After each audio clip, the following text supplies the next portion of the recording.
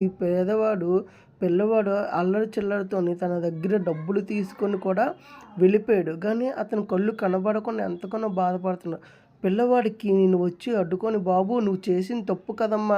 అలా చేయకూడదు. ఎందుకంటే పేదవాళ్ళు దేవుడితో సమానం.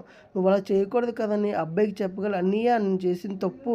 నన్ను క్షమించన్నయ్య" అని తమ్ముడు పశ్చాత్తాపం చెందగానే ఆ తమ్ముడిని పట్టుకొని నేను వెళ్ళి అడుక్కున్న అతనికి మేమిద్దరం కలిసి వెళ్ళి మేము క్షమాపణ చెప్పి అతని పిల్లవాడి జోబీలో ఉన్న డబ్బులు మొత్తం పెద్దతనికి ఇచ్చేసాము. ఇచ్చేసి పెద్దతను లేపగలే పెద్దతను ఎంతగానో సంతోషించాడు. పెద్దతను మేము చేసిన తప్పు పిల్లడు క్షమాపణ అడగగలే పెద్దతను ఎంతగానో ఆనందించి, "నువ్వు చేసిన తప్పు కాబట్టి ఇంకెప్పుడు నువ్వు ఇలా చేయక, నువ్వు మంచిగా చదువుకొని మీ నాన్నకి మీ అమ్మకి మంచి పేరు తేవాలని" పిల్లవాడిని ఎంతగానో పెద్ద అతను దీవించి ఆస్వాదించాడు. ఇలాంటి వీడియోలు ఎందుకంటే ప్రతి ఒక్కరు కూడా చిన్నపిల్లలు